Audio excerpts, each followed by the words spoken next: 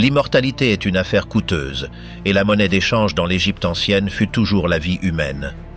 Pendant des siècles, nous avons regardé vers le haut, vers le sommet des pyramides, oubliant de regarder vers le bas, vers les fondations tachées d'efforts et de douleurs. Les pharaons, dans leur quête désespérée pour être des dieux, ont violé les lois de la biologie et de l'éthique. Ils ont créé une lignée de souverains malades par l'inceste et ont érigé leur temple sur une main-d'œuvre sacrifiable. Cette narration s'éloigne du mythe romantique pour pénétrer dans les secrets sombres du Nil. Ici, il n'y a pas de malédiction surnaturelle, seulement la froide conséquence de l'ambition humaine poussée à l'extrême, où la préservation du pouvoir justifiait n'importe quelle atrocité et la mort était une industrie de plus. La chair des dieux et les fondations oubliées. L'histoire de l'Égypte ne commence pas avec l'éclat de l'or, mais avec le poids du silence. Lorsque nous regardons en arrière, vers ces sables qui ont dévoré les empires et les hommes de la même manière, nous restons souvent éblouis par la magnificence de la pierre sculptée. Nous voyons les pyramides découpées contre un ciel infini, et pensons à la gloire, à la sagesse et à une connexion divine que les hommes modernes ont perdue. Mais la grandeur des pharaons ne fut pas construite uniquement avec des blocs de calcaire et de granit. Elle fut construite sur des secrets qui, s'ils avaient été révélés à la lumière du soleil à l'époque, auraient fait trembler les fondations du monde antique. Il existe une version de l'histoire qui est racontée dans les manuels scolaires et dans les brochures touristiques, une version où les pharaons étaient des souverains sages et justes, des bergers de leur peuple et des médiateurs auprès des dieux. Mais il y a une autre histoire. Une qui se cache dans les fractures des os des momies, dans les textes effacés des murs des temples et dans les tombes qui n'auraient pas dû être trouvées. La vérité est que la divinité avait un prix terrible. Pour maintenir l'illusion d'être des dieux sur terre, les souverains du Nil durent franchir des limites que la nature impose à tous les êtres vivants. Ce n'est pas la morale qui les a arrêtés, ni la pitié, mais uniquement la biologie et la physique. Ce que nous appelons aujourd'hui atrocité, ils l'appelaient ordre divin. Ce que nous voyons comme obscurité, ils le percevaient comme la lumière aveuglante de leur propre sang. Pour comprendre réellement qui étaient ces hommes et ces femmes qui s'asseyaient sur le trône des deux terres, nous devons oser regarder ce qu'ils ont caché sous les bandages de lin. Ils n'étaient pas des êtres parfaits sculptés dans la diorite. Ils étaient des humains pris au piège dans un réseau de croyances si absolu qu'ils justifiaient la douleur, la maladie et la mort massive comme outils nécessaires pour maintenir l'équilibre du cosmos. Ceci est la chronique de cette obscurité. Ce n'est pas un récit de monstres, mais d'hommes qui ont voulu être plus qu'hommes et qui, dans leur tentative, ont laissé une trace de souffrance qui a mis des millénaires à remonter à la surface. Ce que peu de gens s'arrêtent pour considérer lorsqu'ils observent le masque funéraire d'un pharaon est la fragilité qui se cachait derrière l'or. L'image projetée était celle d'un être éternel, fort, viril et parfait, une incarnation vivante d'Horus, le dieu faucon. Cependant, la réalité biologique de la famille royale était, souvent, un cauchemar de douleurs chroniques et de faiblesse physique. La raison de cela ne se trouvait pas dans une malédiction externe ni dans la colère des dieux, mais dans une décision délibérée et politique qui fut maintenue pendant des siècles, la préservation du sang royal à n'importe quel prix. Dans la mentalité égyptienne, le pharaon n'était pas un simple roi élu par droit de conquête ou d'héritage. C'était un être d'une substance différente de celle du reste des mortels. Son sang était considéré comme doré, divin, un fluide sacré qui ne pouvait se mélanger avec le sang commun des sujets sans perdre sa puissance magique. Pour maintenir cette pureté, les pharaons ont eu recours à la seule source disponible qui garantissait la légitimité théologique, leur propre famille. Ce que la science moderne identifie aujourd'hui comme une erreur catastrophique, pour eux c'était l'accomplissement d'un mythe sacré. Ils imitaient les dieux primordiaux, Isis et Osiris, frères et époux, dont l'union avait donné naissance à l'ordre du monde. Mais la biologie ne pardonne pas, même aux rois. Cette pratique, qui s'est étendue depuis les premières dynasties jusqu'à la fin de l'ère ptolémaïque, a créé un scénario où l'arbre généalogique de la royauté ne se ramifiait pas, mais se fermait sur lui-même en cercles de plus en plus étroits. Pères s'unissaient avec des filles, frères avec des sœurs, oncles avec des nièces. Ils ne le faisaient pas par dépravation, ni ne recherchaient le plaisir interdit que l'esprit moderne pourrait imaginer. Ils le faisaient par devoir. C'était une charge théologique. Ils croyaient fermement qu'en diluant leur sang avec celui d'un étranger, ils mettaient en péril la stabilité de l'univers même. La conséquence de cette croyance fut une dévastation lente et silencieuse qui a corrodé la dynastie la plus puissante de l'histoire de l'intérieur. Le cas le plus emblématique, et peut-être le plus tragique, est celui de la 18e dynastie. Pendant des décennies, les égyptologues se sont émerveillés de la richesse de la tombe de Toutankhamon, mais ont négligé l'histoire que racontaient ses propres restes. Lorsque la technologie a permis de regarder au-delà de la peau momifiée, ce qui a émergé n'était pas l'image d'un guerrier conquérant. Le jeune roi était un garçon fragile, tourmenté par la douleur. Ses os racontaient l'histoire de générations d'unions consanguines accumulées. Il avait une fente palatine, une colonne vertébrale qui se courbait douloureusement et un pied déformé qui l'empêchait de marcher sans aide. Les cannes trouvées dans sa tombe n'étaient pas des symboles d'autorité ou des sceptres de commandement, c'étaient des outils nécessaires pour qu'il puisse se tenir debout. La tragédie de Toutankhamon ne fut pas un accident isolé. Ce fut le résultat prévisible d'un système qui ignorait les lois naturelles. Son père, le pharaon hérétique Akhenaton, et sa mère, dont les restes indiquent qu'elle était la sœur complète d'Akhenaton, lui ont légué une carte génétique pleine d'erreurs. La nature, dans son indifférence, a fait payer le prix de l'arrogance théologique. Le système immunitaire du jeune pharaon était si faible qu'une simple fracture combinée à une infection de paludisme fut suffisante pour mettre fin à sa vie avant qu'il n'ait atteint 20 ans. Il ne fut pas assassiné par une conspiration dans l'ombre, ni par un coup d'État, mais par le propre sang que sa famille avait tenté de protéger avec tant de zèle. Cette obsession pour la pureté eut des conséquences qui allaient au-delà de la santé du monarque. Elle affecta la succession et la stabilité du royaume. Les grossesses à la cour royale se terminèrent fréquemment en tragédies silencieuses. Dans la même tombe de Toutankhamon furent trouvés 2 petits cercueils. À l'intérieur reposaient les corps momifiés de 2 fœtus, ses filles, nées de son union avec sa demi-sœur Ankhesenamon. Aucune des 2 n'est arrivée à respirer. L'une d'elles montrait des déformations sévères, preuve muette que la génétique royale avait atteint un point de rupture. La lignée des grands conquérants, des bâtisseurs d'empires, s'est éteinte non pas sur le champ de bataille, mais dans la solitude d'une chambre de naissance, incapable de produire un héritier viable. L'ironie est cruelle et parfaite. Les pharaons recherchaient la vie éternelle et la perfection divine à travers ces unions, mais ce qu'ils ont réussi fut exactement le contraire, faiblesse, maladie et l'extinction prématurée. Ils ont créé une caste de souverains qui, loin d'être des surhommes, étaient souvent des invalides, dépendants de leurs courtisans, gouvernant un empire depuis la fragilité de corps qui pouvait à peine se soutenir. Cependant, le peuple ne voyait pas cela. La machinerie de propagande de l'État, à travers des statues colossales et des reliefs idéalisés, cachait la vérité. Le pharaon était toujours représenté jeune, athlétique et parfait.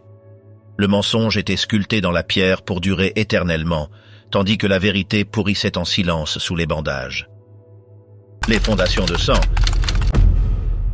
Si la biologie était un ennemi invisible pour les pharaons, la mort était l'ennemi final qu'ils devaient conquérir. Mais aux aurores de la civilisation égyptienne, la conception de la mort royale était très différente de celle que nous imaginons aujourd'hui. Il ne s'agissait pas seulement de momifier le corps et de l'entourer de trésors inanimés. Dans les premières dynasties, la croyance était beaucoup plus littérale et beaucoup plus sombre. Le pharaon, en mourant, ne cessait pas d'être roi. Son voyage vers l'au-delà, vers le royaume d'Osiris ou pour naviguer les cieux avec Ra, exigeait une cour. Et une cour a besoin de serviteurs. Pendant longtemps, les archéologues qui excavaient dans les sables sacrés d'Abydos, le lieu de sépulture des premiers rois, ont trouvé un schéma troublant autour des grandes tombes royales. Des centaines de tombes plus petites entouraient le monarque, disposées en rangées ordonnées, comme une armée attendant un ordre. Au début, on voulut croire que ces personnes étaient mortes de causes naturelles au fil des ans et avaient demandé à être enterrées près de leur seigneur. C'était une explication réconfortante, mais la science forensique moderne a détruit cette illusion. Les analyses des restes trouvés autour des tombes de pharaons comme Djer ou Aha ont révélé une vérité effrayante. Tous étaient morts au même moment. C'étaient des hommes jeunes, des femmes saines, des artisans habiles, des nains de la cour et même des animaux favoris. Il n'y avait pas de signe de maladie ni de vieillesse. La conclusion était inévitable. Ils avaient été amenés là pour mourir. Ce n'étaient pas des ennemis capturés ni des criminels condamnés, c'était le cercle intime du roi. Leur loyauté ne se terminait pas avec le dernier soupir du pharaon.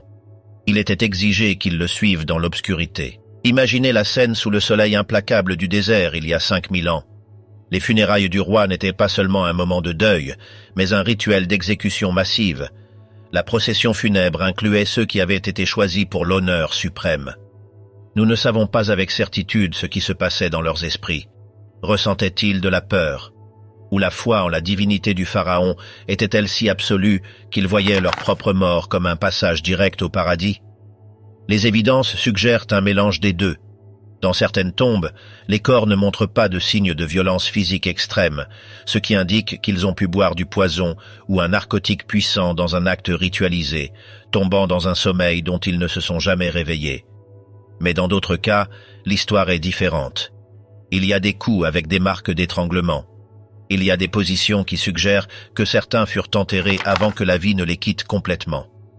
La réalité du sacrifice humain dans l'Égypte ancienne fut un secret que la propre culture égyptienne tenta d'oublier avec le temps. Vers la fin de la première dynastie, cette pratique disparut brusquement. Elle fut remplacée par les Utchepti, ces petites figurines magiques en faïence ou en bois qui remplissent les musées aujourd'hui. Les Égyptiens décidèrent que la magie pouvait remplacer le sang. Une statuette, si les prières correctes étaient récitées, pouvait prendre vie dans l'au-delà et servir le pharaon tout comme un serviteur de chair et d'os. Ce changement marque un des moments les plus importants dans l'évolution morale de l'humanité, mais il n'efface pas le sang des fondations. Les premières grandes structures, le concept même de la monarchie divine, se forgèrent sur l'idée que la vie des autres était la propriété du roi. Le pharaon avait le droit de consommer les vies de son peuple pour assurer sa propre éternité. Ces centaines de squelettes à Abydos sont le témoignage muet d'une époque où le pouvoir n'avait pas de limites éthiques. Et pourtant, même lorsque les sacrifices massifs cessèrent, l'ombre de la violence rituelle n'abandonna jamais complètement le Nil. La mort se transforma, elle devint plus sélective, plus symbolique, mais non moins réelle. En temps de crise, lorsque le Nil ne crûsait pas et que la famine menaçait de dévorer la terre, le voile de civilisation se déchirait. Il existe des mentions obscures, des textes que les scribes préféraient ne pas copier, sur des moments où la faim amena les hommes à regarder leurs semblables non comme des frères, mais comme une subsistance. Bien que cela ne fût pas une politique d'État, le chaos qui suivait la chute d'un royaume fort révélait la fragilité de l'ordre humain. Le pouvoir du pharaon, sa capacité à maintenir Maat, l'ordre cosmique, était la seule chose qui séparait l'Égypte du chaos absolu. Et pour maintenir cet ordre, n'importe quel sacrifice, que ce fût de la propre famille par l'inceste ou des serviteurs par le rituel, était considéré comme un prix acceptable. La pyramide sociale égyptienne était une machine conçue pour élever un seul individu vers les étoiles, et le combustible de cette machine était, invariablement, la souffrance et l'obéissance de la multitude. Parmi tous les secrets que les prêtres et pharaons postérieurs tentèrent d'effacer de la face de la terre, aucun ne fut aussi dangereux que le règne d'Akhénaton. Si les autres pharaons cherchaient à maintenir l'ordre établi, Akhénaton chercha à le briser en 1000 morceaux. Son histoire est celle d'un homme qui regarda le ciel et décida que tout ce que sa civilisation avait cru pendant des millénaires était un mensonge. Ce ne fut pas seulement un changement politique, ce fut un cataclysme spirituel qui secoua l'âme de l'Égypte. Lorsque Amenhotep IV monta sur le trône, le clergé d'Amon était la force la plus puissante du pays, possédant des terres, des richesses et une influence qui rivalisait avec celle du pharaon lui-même. Mais le nouveau roi avait une vision différente. Il changea son nom pour Akhénaton, celui qui est utile à Aton, et déclara que tous les dieux du panthéon égyptien, ces figures avec des têtes d'animaux qui avaient guidé l'humanité depuis le début des temps, étaient faux. Il n'en existait qu'un. Le disque solaire, la lumière pure, abstraite et distante. Ce qui suivit fut une purge systématique. Le nom d'Amon fut ciselé et effacé des temples. Les prêtres furent dépouillés de leur pouvoir. Le roi abandonna la capitale traditionnelle, Thèbes, et marcha dans le désert pour construire une ville utopique dans un endroit où personne n'avait marché auparavant. Akhénaton, l'horizon d'Aton, aujourd'hui connu sous le nom d'Amarna. En temps record, il érigea des palais et des temples à ciel ouvert, dédiés à adorer la lumière. Mais derrière cette révolution théologique se cachaient des comportements qui scandalisèrent ses contemporains et qui continuent aujourd'hui de déconcerter les historiens. L'art d'Amarna est la clé pour comprendre le mystère. Pour la première fois dans l'histoire égyptienne, le pharaon ne se montrait pas comme un guerrier idéalisé. Il se montrait tel qu'il était, ou tel qu'il voulait être vu, avec un crâne étrangement allongé, des hanches larges et féminines, un ventre proéminent et des lèvres épaisses. Était-ce un réalisme brutal ou un symbolisme ésotérique? Certains experts suggèrent qu'Akhenaton souffrait du syndrome de Marfan ou d'une autre condition génétique, produit, une fois de plus, de l'endogamie de ses ancêtres. D'autres croient qu'il tentait de se représenter comme un être androgyne, une mère et un père pour son peuple, tout comme son dieu Aton, qui englobait les deux genres. Mais l'obscurité d'Amarna ne réside pas dans l'esthétique, mais dans ce qui se passait à l'intérieur des murs du palais royal. La dévotion d'Akhenaton pour son dieu frôlait le fanatisme, et son isolement de la réalité politique eut des conséquences néfastes. Pendant que le roi écrivait des hymnes au soleil et se faisait représenter embrassant ses filles sous les rayons bénéfiques d'Aton, les frontières de l'Égypte brûlaient. Les lettres d'Amarna, tablettes d'argile trouvées dans les ruines de la ville, sont des témoignages désespérés de gouverneurs et de rois vassaux en Canaan et en Syrie, demandant de l'aide contre des envahisseurs.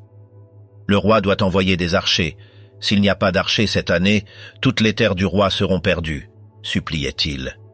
Mais Akhenaton ne répondit pas. Son regard était fixé sur le soleil, aveugle à la souffrance de son empire. Au sein de la famille royale, la situation était encore plus trouble. La figure de Néfertiti, la grande épouse royale, dont la beauté a traversé les millénaires, disparaît mystérieusement des registres vers la fin du règne. Est-elle morte? Est-elle tombée en disgrâce? Ou, comme le suggèrent certaines théories audacieuses, a-t-elle accédé au trône comme co-régente sous un nom masculin, devenant pharaon de plein droit? Ce que nous savons, c'est qu'Akhenaton a élevé sa propre fille, Méritaton, au poste de grande épouse royale après la disparition de sa mère. La ligne entre la piété religieuse et l'abus de pouvoir s'est estompée à la cour du disque solaire. La fin de cette expérience fut brusque et violente. Après la mort d'Akhenaton, la réaction fut implacable. Toutankhamon, son fils, fut obligé de restaurer les anciens dieux et d'abandonner la ville de son père. Amarna fut laissé au désert. Ses pierres furent démantelées et utilisées comme remblais pour d'autres bâtiments. Le nom d'Akhenaton fut effacé des listes de rois. On se référait à lui simplement comme l'ennemi d'Akhetaton. Les Égyptiens tentèrent de réaliser un acte de magie inverse. S'ils effacèrent son nom, ils effacèrent son existence et le traumatisme qu'il avait causé. Mais les ruines sont restées, et avec elles, l'évidence que même le fils du soleil pouvait perdre la raison. Le murmure des sables. Jusqu'à présent, nous n'avons soulevé qu'un coin du voile. Nous avons vu comment le sang royal s'est empoisonné lui-même en quête de pureté, comment les premiers rois ont exigé de la compagnie dans la mort, et comment un pharaon a tenté de réécrire le ciel et a fini par détruire sa terre. Mais les secrets de l'Égypte sont profonds comme le Nil en crue. Nous n'avons pas encore parlé de la vraie nature de la construction des pyramides, loin du fouet, mais près de l'agonie physique. Nous ne sommes pas entrés dans les chambres d'embaumement, où le respect du corps se mélangeait à des rituels de boucherie nécessaires. Et nous n'avons pas exploré la conspiration la plus célèbre de toutes, celle qui implique la dernière reine, Cléopâtre, et sa lutte finale non seulement pour un trône, mais pour la survie de sa civilisation. L'histoire continue. Ce qui gît sous le sable n'est pas toujours mort. Parfois, cela attend juste d'être raconté. Dans la prochaine étape de notre voyage, nous descendrons dans les tombes des ouvriers et entrerons dans les salles de justice où l'on jugeait les traîtres avec des châtiments qui défient l'imagination. Parce qu'en Égypte, la ligne entre la justice et la vengeance était aussi mince qu'une feuille de papyrus.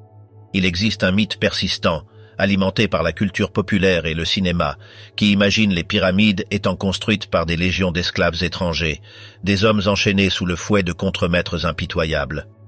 La réalité archéologique, cependant, nous raconte une histoire différente, une qui est peut-être plus inquiétante parce qu'elle ne parle pas d'esclavage forcé, mais d'une dévotion obligatoire et systémique. La vérité de ce qui se passait sur le plateau de Gizeh fut si complexe qu'il nous a fallu des millénaires pour la déterrer. Les constructeurs n'étaient pas des esclaves au sens classique, mais des citoyens égyptiens recrutés par un système de rotation de travail connu sous le nom de corvée. C'étaient des fermiers, des paysans et des artisans qui, pendant la saison de l'inondation du Nil, lorsque la terre ne pouvait pas être cultivée, étaient mobilisés par l'État pour servir le pharaon. Mais qu'ils fussent libres ne signifiait pas que leur destin était bienveillant. Les excavations récentes dans la ville des travailleurs, au pied des pyramides, ont révélé le prix physique de ce travail titanesque. Les squelettes déterrés racontent une histoire de douleur chronique et d'efforts surhumains. L'immense majorité des restes osseux montrent des signes d'arthrite dégénérative sévère dans la colonne vertébrale et les genoux, même chez des hommes et des femmes qui dépassaient à peine 30 ans. Leur corps était littéralement comprimé par la charge. On a trouvé des fractures guéries aux bras et aux jambes qui suggèrent des accidents constants, des chutes depuis des hauteurs vertigineuses ou l'écrasement par des blocs de calcaire de 2,5 tonnes. Le plus surprenant n'est pas seulement la quantité de blessures, mais le fait que beaucoup étaient guéris. Cela indique qu'il existait un système de soins médicaux, une sorte de sécurité sociale primitive, non par compassion, mais par nécessité. Un travailleur mort ne servait à rien, mais un travailleur rafistolé pouvait de nouveau traîner des pierres. Ils étaient si nombreux à mourir ou à devenir invalides que le cimetière des travailleurs grandit presque aussi vite que la pyramide elle-même. La construction de la grande pyramide de Khéops ne fut pas un miracle de lévitation acoustique ni de technologie extraterrestre. Ce fut le triomphe de l'organisation bureaucratique sur la fragilité humaine. Le pharaon mobilisa une main-d'œuvre de 20 000 hommes pendant 20 ans, les nourrissant avec des rations massives de pain, de bière, d'oignons et de poissons séchés. Pour l'État, ces hommes étaient des engrenages, des unités d'énergie biologique qui devaient être maintenues au coût minimum possible pour assurer le rendement maximum. Cette partie était cachée, mais elle est fondamentale pour comprendre la psyché égyptienne. La pyramide n'était pas seulement une tombe, mais un projet national d'unification. La douleur partagée cimentait la loyauté envers l'État. Cependant, l'échelle du sacrifice est difficile à comprendre aujourd'hui. Imaginons le bruit assourdissant des ciseaux de cuivre frappant la pierre calcaire pendant 12 heures par jour, sous un soleil qui élevait la température à 40 degrés. La poussière de silice remplissait les poumons des tailleurs de pierre, provoquant la silicose et une mort lente par asphyxie des années après la fin des travaux. La gloire du pharaon s'élevait sur une montagne de poumons brisés et de dos cassés. Ce n'était pas de la cruauté pour le plaisir de la cruauté, mais une indifférence absolue envers la souffrance individuelle face à la nécessité cosmique de préserver le roi. Si la construction des tombes exigeait le sacrifice des vivants, la préparation des morts exigeait la violation systématique de la nature. La momification est peut-être le trait le plus distinctif de la culture égyptienne, une pratique qui cherche à arrêter la décomposition et à maintenir la forme humaine pour le retour de l'âme. Mais derrière les masques dorés et les bandages de lin impeccables, le processus était une boucherie ritualisée, un métier sanglant mené par une classe de prêtres et de techniciens qui vivaient aux marges de la société, craints et respectés à la fois. L'endroit où se produisait cette transformation s'appelait Père Néfer, ou la maison de la beauté, un euphémisme poétique pour un abattoir sacré. Ce qui s'y passait était strictement codifié, mais cela n'en restait pas moins un acte de violence contre le corps. Pour préserver l'enveloppe mortelle, il fallait d'abord la vider. L'extraction du cerveau est bien connue, mais les détails sont scabreux. On introduisait un crochet de métal par les fosses nasales pour briser l'os ethmoïde et battre la masse encéphalique jusqu'à la transformer en liquide, qui était ensuite drainé en inclinant le corps. Ce qui ne pouvait pas être retiré avec le crochet était dissous en injectant des résines caustiques.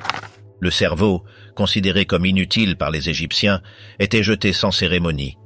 L'éviscération du torse était également brutale. On faisait une incision sur le flanc gauche avec un couteau d'obsidienne, une pierre volcanique plus affûtée que le bistouri chirurgical moderne.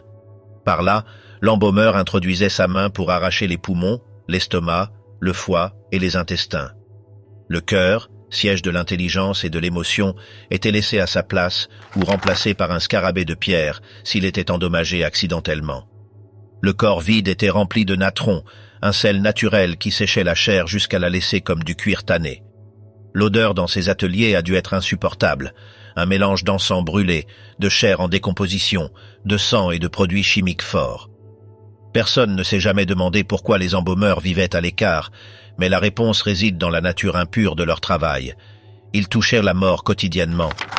Mais il y avait des secrets encore plus sombres dans les ateliers de momification que la simple manipulation de cadavres.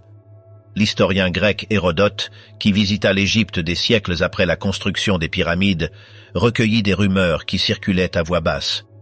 Il raconta que, lorsqu'une femme jeune et belle de la noblesse mourait, son corps n'était pas immédiatement livré aux embaumeurs. La famille attendait 3 ou 4 jours, jusqu'à ce que la décomposition commence à être évidente. La raison était la peur de la profanation. Il existait la crainte, fondée sur des cas réels, que certains embaumeurs, hommes qui passaient leur vie parmi les cadavres, succombent à des impulsions sombres et abusent des corps frais des femmes royales avant de les ouvrir. Cette nécrophilie, bien que sévèrement punie si elle était découverte, était un risque latent dans un métier aussi macabre. Le fait que les familles aient dû prendre des précautions en laissant pourrir leurs êtres chers avant de les livrer témoigne d'une méfiance profonde envers ceux chargés de garantir l'éternité. La sainteté du rituel funéraire coexistait avec les perversions les plus basses de la condition humaine. De plus, la momification était une affaire lucrative et souvent corrompue. Tous ne recevaient pas le même traitement. Il y avait des momifications de première classe pour la royauté, où l'on utilisait les meilleures huiles, des résines importées du Liban et de l'or pur pour couvrir les incisions. Mais pour la classe moyenne et inférieure, le processus était beaucoup plus rude. Souvent, on injectait de l'huile de cèdre par le rectum pour liquéfier les organes internes sans avoir besoin d'ouvrir le corps, une forme bon marché et douloureuse de préservation. Et en période de crise économique, les ateliers d'embaumement recyclaient les cercueils et les bandages. On a trouvé des momies enveloppées dans des papyrus qui étaient en réalité des documents administratifs jetés ou des lettres personnelles, et des corps placés dans des sarcophages qui portaient le nom d'une autre personne, simplement repeint. Sur le marché de la mort, l'escroquerie était monnaie courante. La promesse de la vie éternelle se vendait au plus offrant, et si vous ne pouviez pas payer, votre éternité était d'occasion. La conspiration du harem. Pendant que les travailleurs mouraient dans les carrières et que les embaumeurs vidèrent des cadavres, dans les palais royaux se tramait un autre type d'obscurité. Le harem du pharaon n'était pas simplement un lieu de plaisir domestique, c'était une institution politique, une cage dorée où des centaines de femmes, épouses secondaires, concubines et leurs enfants, rivalisaient férocement pour l'attention du monarque, et surtout pour la succession au trône. Là où il y a un pouvoir absolu et un héritage disputé, l'assassinat devient un outil politique de plus. L'un des épisodes les plus dramatiques et les mieux documentés de l'histoire égyptienne est la dénommée conspiration du harem, un complot pour assassiner le pharaon Ramsès III, le dernier grand roi du Nouvel Empire. L'Égypte était en déclin. L'économie chancelait, les grèves de travailleurs étaient courantes et la corruption administrative rongeait l'État. Dans ce climat d'instabilité, une des épouses secondaires du roi, une femme nommée Tillé, décida que son fils, le prince Pentaouer, devait être pharaon à la place de l'héritier légitime. La vérité de ce qui se passait fut si complexe qu'elle impliqua presque toutes les strates de la cour. Tillé n'agit pas seule. Elle recruta de hauts fonctionnaires, le majordome royal, le sommelier principal et même des prêtres qui avaient accès aux textes sacrés de la bibliothèque du temple. Ce qui rend cette conspiration unique est l'usage documenté de la magie noire comme arme de magnicide. Les conspirateurs ne se fièrent pas seulement au poison ou à la dague, ils fabriquèrent des poupées de cire à l'effigie du pharaon et de ses gardes, récitèrent des sorts interdits pour affaiblir leurs extrémités et obscurcir leurs esprits. Ils croyaient que la magie pouvait altérer la réalité physique, paralysant la protection divine qui entourait le roi. Le plan fut exécuté lors de la célébration de la fête de la vallée à Medinet-Abou, lorsque la sécurité était plus relâchée. Pendant des décennies, les historiens débattirent si le complot avait réussi. Les papyrus judiciaires qui survécurent, connus sous le nom de papyrus judiciaires de Turin, narrent le procès des conspirateurs, mais sont ambigus sur le sort du roi, le désignant comme le grand Dieu, ce qui implique qu'il était déjà mort pendant le processus. La réponse définitive arriva il y a peu d'années, grâce à la technologie moderne. Une tomodensitométrie de la momie de Ramsès III révéla un secret qui avait été caché sous un épais bandage dans son cou pendant 3000 ans. Le pharaon avait été égorgé. Les images montrèrent une coupure profonde et brutale dans la gorge, si sévère qu'elle atteignit les vertèbres, coupant la trachée, l'œsophage et les grands vaisseaux sanguins. Il mourut en quelques secondes. La conspiration avait réussi son objectif principal, tuer le Dieu vivant. Mais elle échoua dans son objectif politique. L'héritier légitime, Ramsès IV, prit le contrôle rapidement, arrêta les traîtres et organisa un tribunal pour les juger. Ce qui suivit fut une purge implacable. Le destin des conspirateurs fut atroce, mais le châtiment le plus inquiétant fut réservé au prince Pentaouer, le fils pour lequel le sang royal avait été versé. Sa momie, connue pendant des années comme la momie qui crie ou l'individu E, fut trouvé dans une cachette royale sans nom, sans inscription et sans les honneurs dus à un prince. Son visage, figé dans une expression d'agonie éternelle avec la bouche ouverte, a terrorisé les chercheurs depuis sa découverte. L'analyse forensique et génétique confirma qu'il était le fils de Ramsès III. Mais son enterrement fut un acte de condamnation éternelle. Il fut enveloppé dans une peau de mouton, un matériau considéré comme rituellement impur par les anciens Égyptiens, ce qui impliquait qu'il était sale aux yeux des dieux. Ses organes ne furent pas extraits, et son corps fut desséché rapidement, presque avec négligence. Les marques sur son cou suggèrent qu'il mourut par strangulation ou pendaison. Le plus probable est qu'il lui fut accordé le privilège de s'ôter la vie pour éviter une exécution publique, mais son âme fut condamnée à l'oubli. N'ayant pas son nom écrit sur sa tombe ni sur son cercueil, selon la théologie égyptienne, il ne pouvait pas être appelé devant le tribunal d'Osiris. Il fut condamné à l'inexistence, à errer éternellement dans le vide, un châtiment pire que la mort physique pour l'esprit égyptien. Le procès enregistré dans le papyrus de Turin est fascinant par sa froideur administrative. Les juges condamnèrent à mort des dizaines de fonctionnaires. À certains, on coupa le nez et les oreilles avant de les exécuter, les marquant comme des traîtres. Les femmes du harem impliquées disparurent de l'histoire. Tillé, l'esprit directeur, cesse simplement d'être mentionné, son destin perdu dans le silence des registres.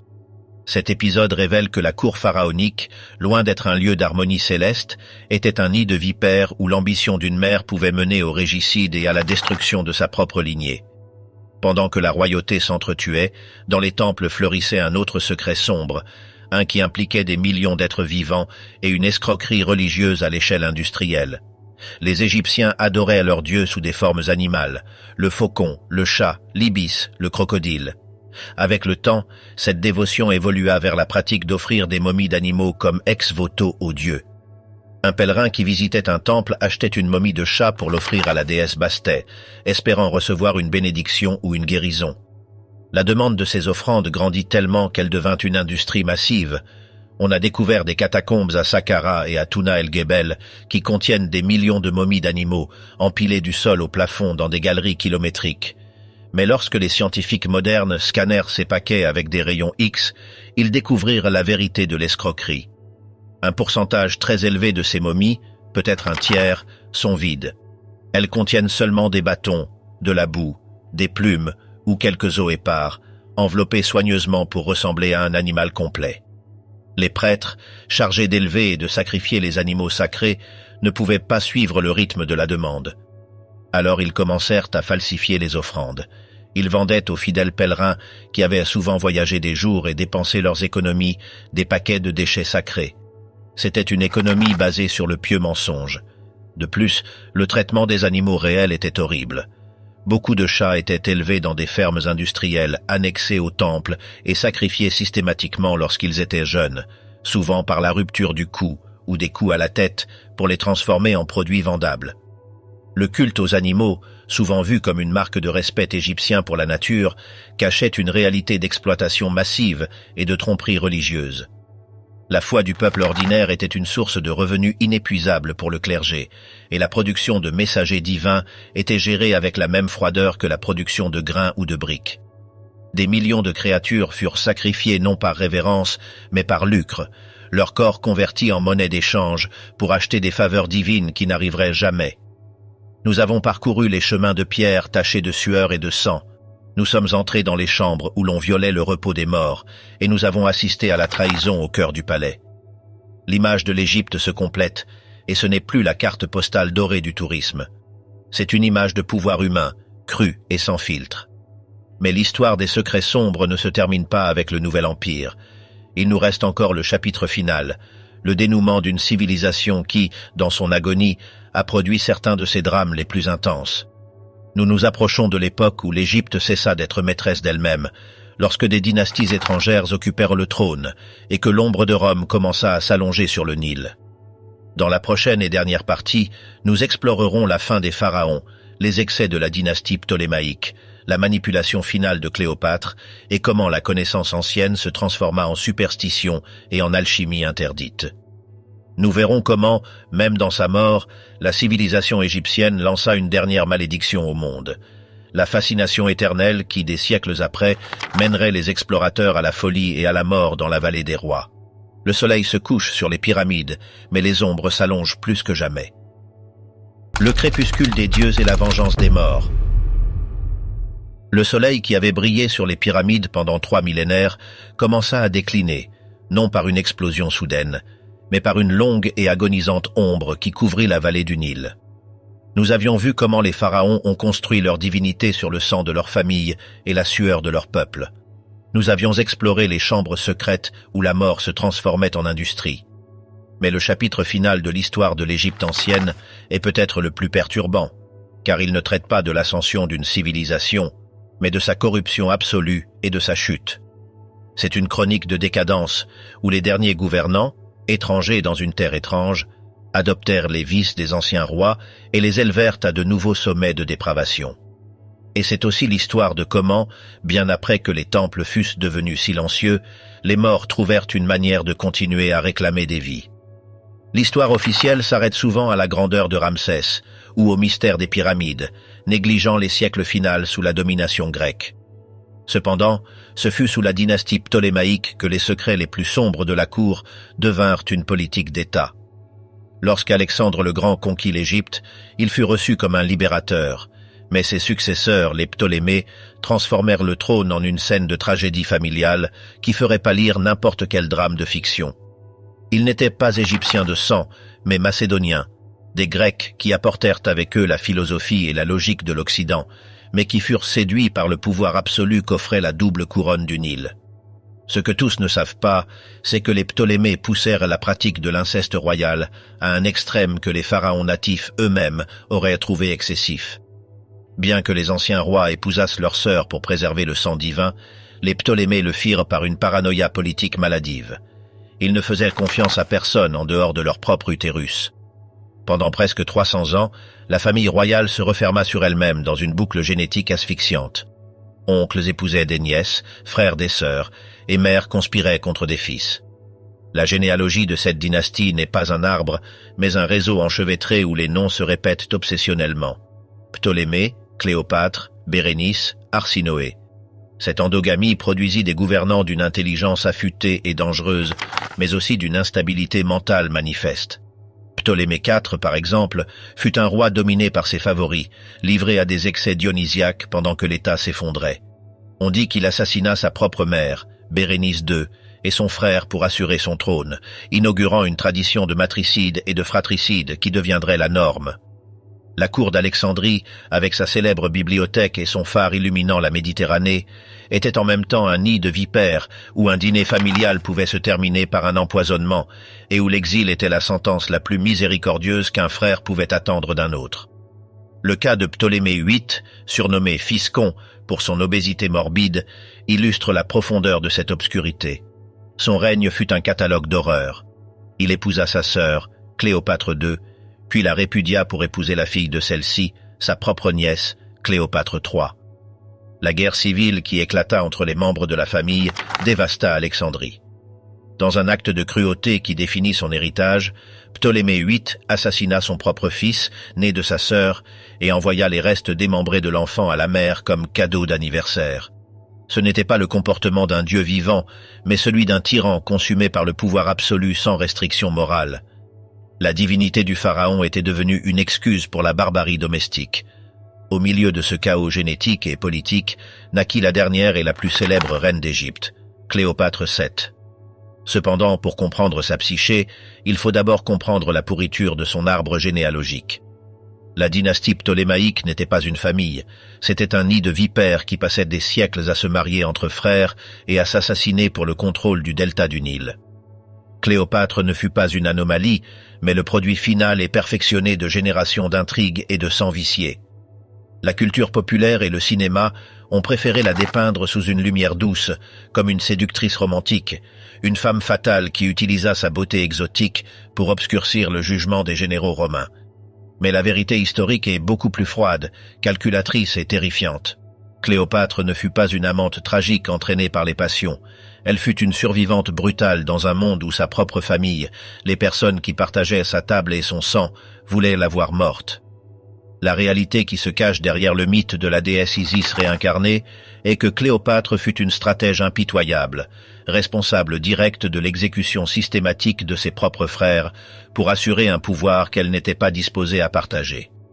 Dès l'instant où elle monta sur le trône à 18 ans, elle comprit que dans la cour d'Alexandrie, il n'y avait pas de parents, seulement des rivaux.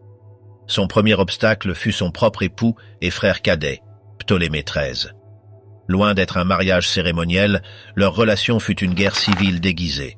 Lorsque Ptolémée, manipulé par ses régents, l'expulsa du palais et l'obligea à l'exil, Cléopâtre ne se retira pas pour pleurer son malheur. Elle orchestra son retour avec une précision militaire, utilisant l'arrivée de Jules César non par amour, mais comme quelqu'un qui acquiert un mercenaire de haut niveau. La guerre d'Alexandrie qui s'ensuivit fut brutale, et le résultat fut l'élimination physique de son premier rival. Ptolémée XIII mourut noyé dans le Nil, alourdi par sa propre armure dorée pendant qu'il fuyait les légions romaines que sa sœur avait amenées à ses portes. Ce fut une victoire que Cléopâtre observa sans remords. Mais la liste des menaces familiales ne s'arrêtait pas là. Après la mort du premier, la tradition et la politique l'obligèrent à épouser son autre frère cadet, Ptolémée XIV.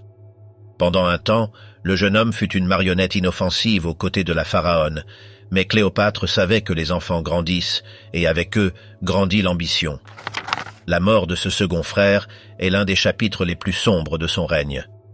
Il décéda mystérieusement dans l'année 44 avant Jésus-Christ, une date suspectement commode, juste après que Cléopâtre eut donné naissance à Césarion, son fils avec César. Les sources anciennes et les historiens modernes s'accordent. Ce ne fut pas une maladie soudaine, mais du poison. Cléopâtre élimina son frère époux pour ouvrir la voie à son fils, s'assurant que la ligne de succession fut la sienne et de personne d'autre. Cependant, l'acte le plus impitoyable, celui qui démontre la vraie nature de son caractère, fut l'assassinat de sa sœur cadette, Arsinoé IV. Arsinoé n'était pas une menace passive. Elle avait eu l'audace de se déclarer reine pendant la guerre contre César et avait mené des troupes contre Cléopâtre. Après avoir été vaincu, Arsinoé chercha refuge dans le temple d'Artémis à Éphèse, dans l'actuelle Turquie. Dans le monde antique, un temple était un lieu inviolable. Ni les rois ni les armées ne pouvaient toucher celui qui s'abritait sous la protection des dieux. Mais pour Cléopâtre, l'existence d'une sœur avec du sang royal et de l'ambition politique était un risque intolérable qu'aucune loi divine ne pouvait protéger. Des années après le conflit, Cléopâtre utilisa son influence, cette fois sur Marc-Antoine, pour exiger l'impensable. Elle ne demanda pas un territoire ni un trésor, elle demanda la tête de sa sœur. Les troupes romaines firent irruption dans le temple sacré, un acte de sacrilège qui choqua le monde méditerranéen et arrachèrent Arsinoé des marches de l'autel pour l'exécuter. Ce ne fut pas un crime passionnel, ce fut un nettoyage dynastique froid et bureaucratique. La femme qui parlait 9 langues, qui écrivait des traités de médecine et débattait de philosophie avec les sages de la bibliothèque d'Alexandrie, n'hésita pas une seconde à se tacher les mains avec le sang de sa propre parenté pour se maintenir au sommet de la pyramide. La fin de Cléopâtre et de la dynastie ptolémaïque marqua la fermeture définitive de 3000 ans d'histoire pharaonique. Mais même sa mort, enveloppée dans la légende romantique du cobra aspic, fut en réalité un dernier acte de contrôle absolu. Après la défaite à Actium, Cléopâtre vit le futur qui l'attendait aux mains d'Octave, le futur empereur Auguste. Elle savait que Rome n'avait pas de pitié. Le destin des rois capturés était d'être enchaînés, traînés dans la boue et exhibés dans les rues de Rome pendant la parade triomphale, pour être finalement étranglés dans une cellule sombre pendant que la plèbe acclamait. Cléopâtre, fière et lucide jusqu'à la dernière seconde, refusa à Rome ce plaisir. Sa disparition volontaire ne fut pas un acte de désespoir d'une amante abandonnée, mais une décision politique finale et provocante. Elle priva le vainqueur de son plus grand trophée. Elle choisit le moment, le lieu et la méthode de son départ, maintenant sa dignité royale intacte pendant que son corps se refroidissait. Avec son dernier souffle, l'Égypte cessa d'être un royaume divin et souverain pour devenir une simple province, un grenier massif conçu pour alimenter la machinerie de l'empire qu'il avait conquise. La profanation finale, momie comme médecine. On pourrait penser qu'avec la disparition des dernières dynasties natives, le déclin des dieux à tête d'animal et l'essor successif du christianisme et ensuite de l'islam dans le bassin méditerranéen, les anciens rois des deux terres reposeraient finalement en paix. Ils avaient passé des millénaires à construire les demeures finales les plus grandioses que l'humanité ait jamais vues, conçues pour résister au passage du temps et assurer un transit sécurisé vers le champ des joncs. Mais le destin, avec son ironie habituelle, leur avait réservé une humiliation finale, un épilogue grotesque que même leur pire cauchemar, rempli de démons du monde souterrain, n'aurait pu prédire. Pendant le Moyen-Âge, et plus intensément pendant la Renaissance et le baroque européen, alors que l'Occident redécouvrait la philosophie et l'art classique, un commerce secret surgit dans l'ombre, constituant peut-être le chapitre le plus macabre de l'histoire de l'égyptologie et de la médecine occidentale, l'ingestion systématique des anciens morts du Nil. Personne ne se demanda à l'époque quelles étaient les profondes implications éthiques de ce qu'ils faisaient. Les pharmacies d'Europe, des ruelles de Venise aux apothicaires royaux de Londres et de Paris, étaient remplies de flacons de verre étiquetés d'un mot qui promettait des miracles, Mumia. La genèse de cette horreur repose sur une erreur de traduction tragique et sur la superstition médicale. Le mot persan Mumia se référait à l'origine au bitume, une substance noire et résineuse qui jaillissait naturellement de la terre dans certaines régions du Moyen-Orient et qui était utilisée pour guérir les blessures et les fractures. Lorsque les premiers voyageurs européens arrivèrent en Égypte et virent les corps embaumés, assombris par les siècles et les résines appliquées pendant les rituels funéraires, ils supposèrent erronément que cette substance sombre était le même bitume curatif. Ils croyaient que les anciens Égyptiens avaient découvert une façon de saturer le corps humain avec cette substance vitale. Cette confusion linguistique déclencha une demande insatiable. On croyait que la poudre résultant du broyage de ces corps anciens possédait le pouvoir vital concentré de millénaires, une panacée capable de guérir toutes sortes de maladies, des maux de tête persistants et des ulcères d'estomac aux problèmes de coagulation et même l'épilepsie. Des rois comme François Ier de France ne voyageaient nulle part sans un petit sac de cette poudre, craignant de se retrouver sans leur remède miraculeux. La société européenne, qui s'autoproclamait le sommet de la civilisation et de la raison, pratiqua pendant des siècles un cannibalisme médicinal routinier, se nourrissant littéralement des restes d'une des civilisations les plus grandioses de l'Antiquité. La demande de corps anciens fut si élevée que les fournitures naturelles s'épuisèrent rapidement. Les pilleurs de tombes locaux en Égypte, qui pendant des générations avaient vécu du vol discret d'amulettes d'or, se trouvèrent face à une nouvelle industrie à grande échelle. Ils ne cherchaient plus seulement des bijoux, ils cherchèrent la chair et l'os même. Une fièvre de profanation sans précédent se déchaîna. Les momies de grands prêtres, de nobles de la cour, de scribes et possiblement de pharaons oubliés de dynasties mineures furent arrachés brutalement de leurs sarcophages peints. Leurs bandages de lin sacré, inscrits de sort du livre des morts pour protéger l'âme dans son voyage, étaient jetés comme des ordures. Les corps étaient transportés à dos de chameau vers le Caire et Alexandrie, où ils étaient broyés dans de grands mortiers industriels ou fragmentés pour être envoyés dans les cales de bateaux marchands vers les ports européens. C'est une ironie dévastatrice qui défie la compréhension. Des rois qui avaient mobilisé l'économie de toute une nation pour construire des monuments de pierre dans le seul but de vivre éternellement, finirent convertis en poudre médicinale dans l'estomac de marchands, d'apothicaires et d'aristocrates européens, digérés et finalement jetés par les mêmes vivants qui admiraient leurs pyramides. Lorsque les momies authentiques commencèrent à manquer irrémédiablement en raison du pillage exhaustif des nécropoles connues, le marché ne s'arrêta pas. La cupidité des commerçants sans scrupules donna lieu à une seconde phase encore plus sombre, la falsification industrielle de reliques antiques. Des ateliers clandestins surgirent dans les ruelles du Caire et d'Alexandrie. Les commerçants prenèrent les cadavres frais de criminels qui avaient trouvé leur fin dans les prisons, de mendiants anonymes morts dans les rues ou de victimes des épidémies périodiques. Ces corps récents étaient soumis à un processus de vieillissement accéléré. Ils étaient remplis d'asphalte bon marché, de paille et de vieux chiffons. Ils étaient séchés au soleil brûlant du désert pendant des semaines, jusqu'à ce que la peau acquiert une texture coriace et sombre, similaire à celle des anciens embaumements. Ensuite, ils étaient enveloppés dans des lins grossièrement vieillis et vendus aux acheteurs européens naïfs comme d'authentiques reliques de l'ère des pharaons. Pendant des siècles, une grande partie de la moumia consommée en Europe ne provenait même pas de l'Égypte ancienne, mais étaient les restes tragiques des contemporains les moins fortunés du nord de l'Afrique. Ce fut une violation finale, une destruction totale de l'identité physique, le Khat, et du nom, le Ren, les deux éléments que les Égyptiens avaient le plus valorisés au monde pour assurer leur existence dans l'au-delà. Il est inquiétant de noter que cette fascination morbide et utilitaire pour les restes humains n'est pas exclusive à la relation de l'Europe avec l'Égypte. Si nous regardons d'autres cultures, nous trouvons des échos de cette pratique. Dans la Rome antique, il existait la croyance que boire le sang chaud d'un gladiateur tombé dans l'arène pouvait guérir l'épilepsie et transmettre sa vigueur et sa bravoure. C'était un transfert de force vitale à travers la consommation directe. De manière similaire, dans la médecine traditionnelle chinoise ancienne, certaines parties du corps humain, et même des os fossilisés, souvent appelés os de dragon, s'utilisaient dans des breuvages pour diverses maladies, sous la prémisse qu'ils contenaient des essences spirituelles puissantes. Peut-être le parallèle le plus étrange se trouve dans la légende de l'homme mellifié, Mellified Man, au Moyen-Orient, décrite dans des sources chinoises du XVIe siècle. On disait que de saints vieillards, proches de la fin de leur vie, se soumettaient à un régime exclusif de miel, jusqu'à ce que leurs corps en fussent saturés. Après leur décès, ils étaient immergés dans des cercueils remplis de miel pendant un siècle.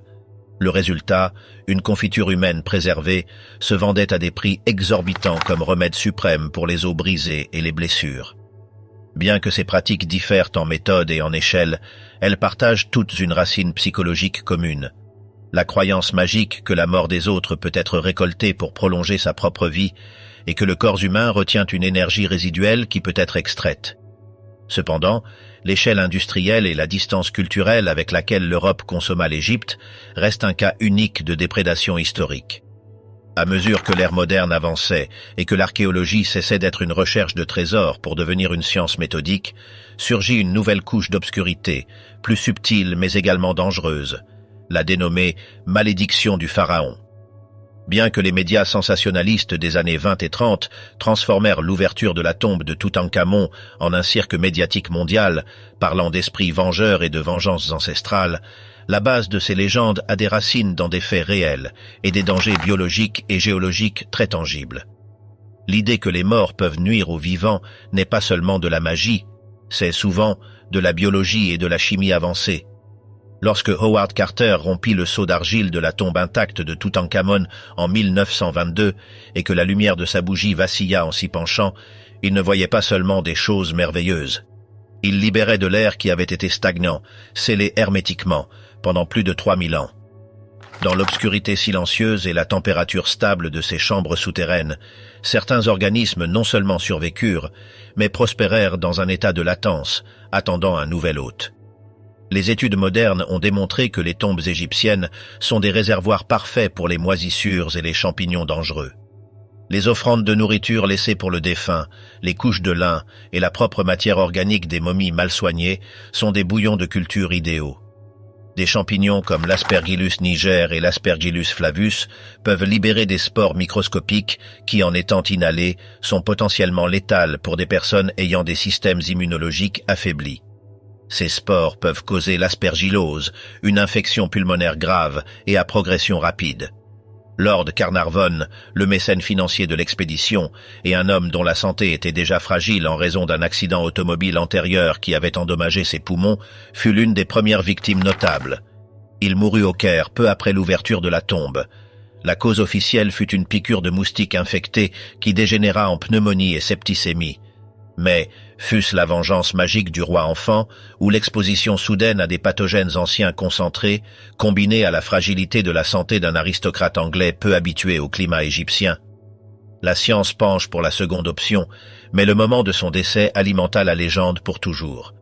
Au-delà des champignons et des bactéries, il existe une théorie plus audacieuse, une qui frôle la science-fiction, mais qui a une certaine base géologique: l'impact de la radiation. Des études réalisées dans certaines tombes profondes de l'Ancien et du Moyen Empire ont détecté des niveaux anormalement élevés de gaz radon. Le radon est un gaz radioactif, inodore et incolore, qui est un sous-produit naturel de la désintégration de l'uranium, un élément trace que l'on trouve souvent dans la roche calcaire et le granit utilisé dans la construction des tombes et pyramides. Dans un espace ouvert, le radon se dissipe inoffensivement. Mais dans une chambre souterraine scellée hermétiquement pendant des millénaires, le gaz peut s'accumuler jusqu'à atteindre des concentrations dangereuses. Certains théoriciens suggèrent une possibilité inquiétante. Est-il possible que les anciens architectes et prêtres égyptiens, avec leur profonde connaissance de la terre et des minéraux, connussent les propriétés nocives de certaines roches brillantes ou de strates spécifiques? Il n'est pas nécessaire qu'ils aient compris la physique nucléaire pour observer que ceux qui travaillaient trop longtemps dans certaines carrières ou avec certains matériaux tombaient mystérieusement malades. Aurait-il pu choisir délibérément de construire les chambres funéraires dans des zones géologiques spécifiques pour les convertir en pièges radioactifs lents? Ces pilleurs ou archéologues, qui passaient trop de temps à respirer l'air vicié à l'intérieur des chambres funéraires, auraient pu être exposés à des doses significatives de radiation. Cela ne les tuerait pas à l'instant, comme un piège mécanique d'Indiana Jones, mais cela augmenterait drastiquement le risque de développer des maladies graves des années après. Cette vengeance différée s'intégrerait parfaitement à la nature d'une malédiction qui semble surnaturelle par son effet retardé, mais qui en réalité est purement géologique. Cette théorie nous amène à considérer si d'autres civilisations anciennes possédaient des connaissances similaires sur les matériaux dangereux. Pensons à la tombe du premier empereur de Chine, Qin Shi Huang, qui est supposément entouré de rivières de mercure liquide, un métal hautement toxique destiné à dissuader les intrus avec des vapeurs mortelles. L'idée que les anciens protégeaient leur lieu sacré avec quelque chose de plus que de la pierre est une constante globale. Indépendamment de la biologie ou de la géologie, ce qui est certain, c'est que la malédiction a fonctionné comme un mécanisme psychologique de défense extraordinairement efficace. Les anciens Égyptiens protégèrent leurs tombes, non seulement avec des murs de granit et des passages secrets, mais avec la peur primordiale. Dans une société où la magie, Eka, était une force aussi réelle que la gravité, les mots avaient du pouvoir. Les inscriptions qui avertissaient que la mort viendra avec des ailes légères sur celui qui perturbe la paix du pharaon, ou qui menaçait que le transgresseur serait dévoré par Amit, la dévoreuse dame, n'étaient pas de la rhétorique vide. Elles étaient la première barrière de sécurité psychique de l'histoire. Et cela a fonctionné.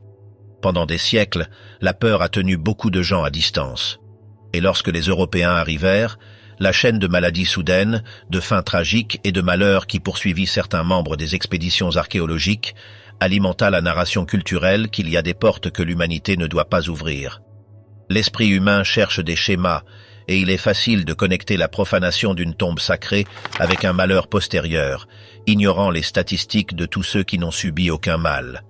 En arrivant à la fin de ce parcours à travers les secrets les plus sombres et les conséquences imprévues de l'obsession égyptienne, nous devons nous poser une question fondamentale. Ont-ils atteint leur objectif? Les anciens Égyptiens de l'élite ont dédié toute leur existence, réorienté toute l'économie de leur nation et modelé leur moralité autour d'un seul but suprême, vaincre la mort. Ils voulaient maintenir leur identité, leur corps et leur nom intacts pour toujours dans un univers parfait. À première vue, il semble qu'ils aient échoué de manière spectaculaire. Leurs corps furent pillés et consommés comme médecine, leurs tombes violées, leurs trésors fondus ou dispersés dans des collections privées, et leurs secrets les plus intimes furent exposés sous les lumières froides et cliniques des musées et des laboratoires modernes, loin de l'obscurité sacrée qu'ils exigeaient. Cependant, si nous ajustons notre perspective, la réponse devient plus complexe et inquiétante. Aujourd'hui, 5000 ans après que le mythique roi Narmer ait unifié les deux terres, nous continuons de parler d'eux avec étonnement. Nous connaissons leurs noms, Khéops, Ramsès, Hatshepsut, Akhenaton. Nous connaissons leurs visages avec une intimité choquante grâce aux momies qui ont survécu à la destruction. Toutankhamon, un roi mineur qui mourut jeune, malade et probablement au milieu d'une crise politique, est plus célèbre aujourd'hui sur toute la planète que n'importe quel président ou empereur de l'ère moderne. Dans un tour étrange et tordu du destin, leur obsession paranoïaque pour la préservation a fonctionné, bien que non de la manière qu'ils attendaient. Ils ne vivent pas dans le champ des joncs, mais dans la mémoire collective globale, dans des documentaires, dans des livres d'histoire et dans l'imagination populaire. Mais le prix de cette forme d'immortalité fut l'humanité même.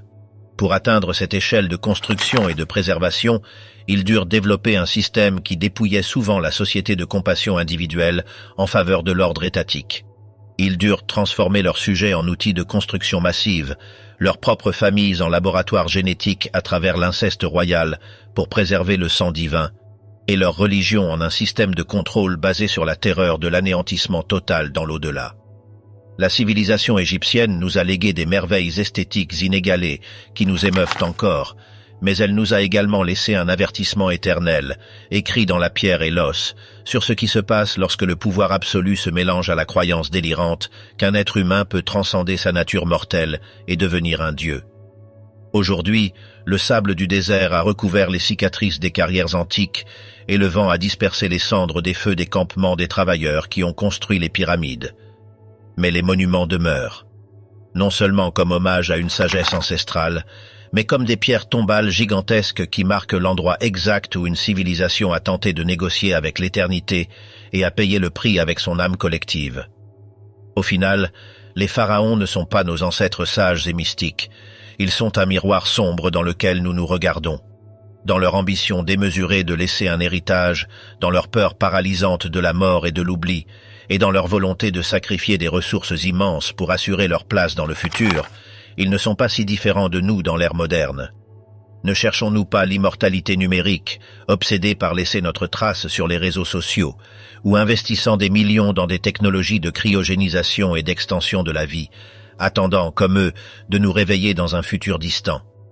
La seule différence est qu'ils eurent le temps, le pouvoir absolu et la main-d'œuvre pour porter leurs peurs existentielles jusqu'à leurs dernières conséquences physiques, construisant des montagnes artificielles de pierre pour cacher une vérité très simple et universelle.